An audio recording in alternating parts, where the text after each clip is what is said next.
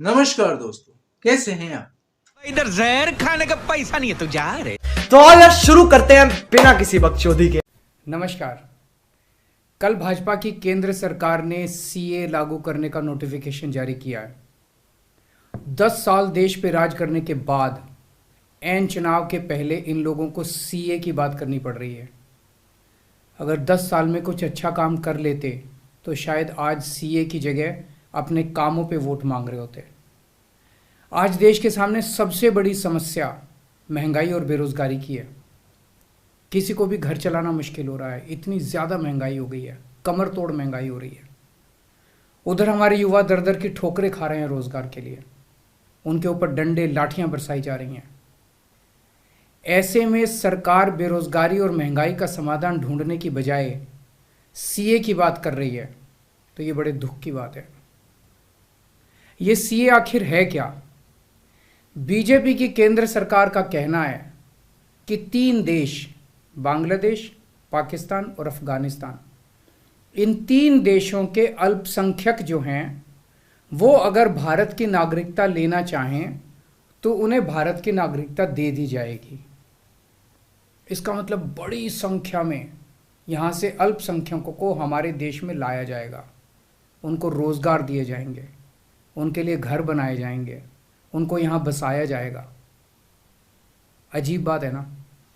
BJP की केंद्र सरकार से हमारे बच्चों को रोजगार दिए नहीं जा रहे, पाकिस्तान से लोगों को लाके उनके बच्चों को रोजगार देना चाहते हैं। हमारे लोगों के पास तो घर नहीं है, भारत के तो ढेरों लोग बेघर हैं, लेकिन बीजेपी वाले पाकिस्तान से लोगों को लाके उन्हें भारत में बसाना चाहते हैं, उनको घर देना चाहते हैं। हमारे रोजगार उनके बच्चों को देना चाहते हैं, हमारे हक के घर उनमें पाकिस्तानियों को बसाना चाहते हैं।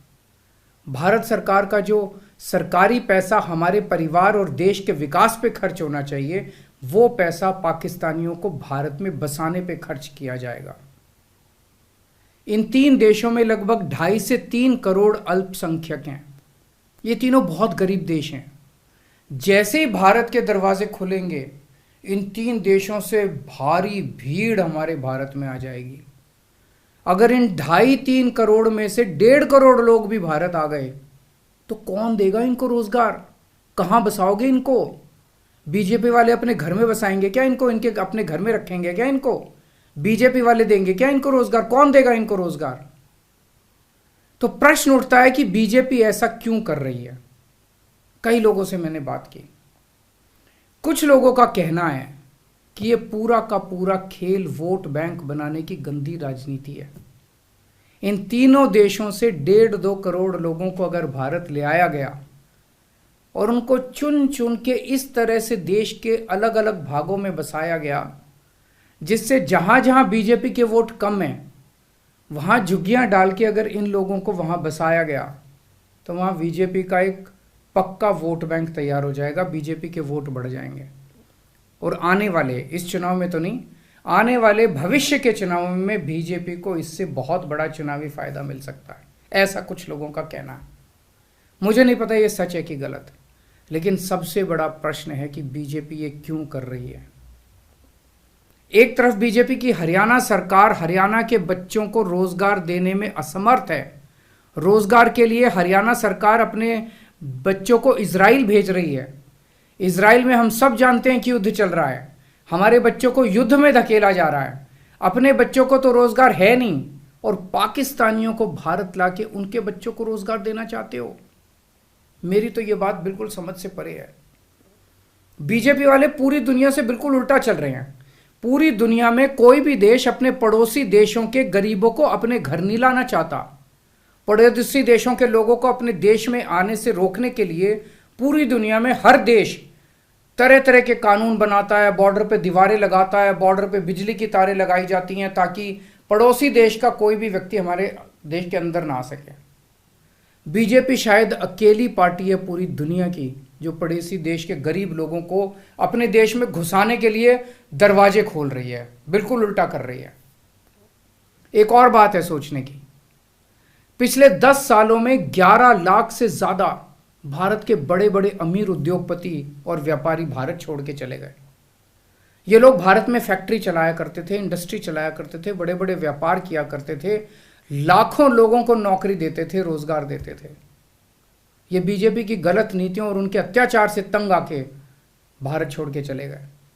अगर बीजेपी को लाना ही है तो इन लोगों को वापस भारत लेके आओ ना, जो भारत छोड़ के चले गए। ये भारत आएंगे, इनके पास पैसा है, भारत में इन्वेस्ट करेंगे, नई नई फैक्ट्रियां खोलेंगे, नए नए व्यापार खोलेंगे, अपने बच्चों को रोजगार मिलेगा। ये क्या बदतमीजी है कि बांग्लादेश के, पाकिस्तान के और अफगानिस्तान के लोगों को हमारे देश में लाके बसाएंगे और उनको हमारे बच्चों के हक के रोजगार उनको देंगे।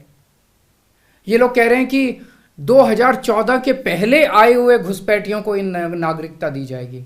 ऐसा नहीं है, ये तो शुरुआत है। एक बार ये सिलसिला चालू हो गया, एक बार दरवाजे खुल गए तो फिर बहुत बड़ी संख्या में पाकिस्तानी और बांग्लादेश से लोग भारत में आने लगेंगे। आज बीजेपी कह रही है 2014 के पहले आए हुए लोगों को ही नागरिकता दी जाएगी। देख लेना, अगले चुनाव में ये बीजेपी वाले इस तारीख को बढ़ा के 2024 कर देंगे कि 2024 के आए हुए पहले वाले लोगों को दी जाएगी, और फिर इसे और आगे बढ़ा देंगे। मोटी मोटी बात यह है कि पाकिस्तानियों और बांग्लादेशियों के लिए भारी संख्या में भारत आने के लिए बीजेपी सरकार ने दरवाजे खोल दिए। ये देश के लिए बेहद खतरनाक है, और इसका सबसे ज्यादा खामियाजा उत्तर पूर्व, नॉर्थ ईस्टर्न स्टेट्स भुगत रहे हैं, खासकर आसाम। आसाम के लोगों की भाषा और संस्कृति खतरे में पड़ चुकी है, क्योंकि वहां पे बांग्लादेश से इतनी बड़ी संख्या के ऊपर इलीगल माइग्रेशन हुआ है। अब बीजेपी कह रही है कि इलीगल माइग्रेंट जो आए हैं उनको हम नागरिकता देंगे, उनको हम बसाएंगे, आसाम में बसाएंगे। आसाम के लोग बहुत नाराज हैं। एक तरह से देखा जाए तो हेमंत बिश्व शर्मा जो बीजेपी के मुख्यमंत्री हैं, उन्होंने धोखा दिया अपने लोगों को। अपने असम के लोगों की खातिर उन्हें सीए का विरोध करना चाहिए था। उन्हें कहना चाहिए था कि असम के लोगों की संस्कृति और भाषा दोनों खतरे में है, ये बिल्कुल बर्दाश्त नहीं किया जाएगा। तो दोस्तों, पूरे देश की मांग है कि सीए को वापस लिया जाए। हम किसी हालत में अपने बच्चों की नौकरियां, अपने बच्चों के रोजगार दूसरे देश के लोगों को किसी हालत में नहीं देंगे।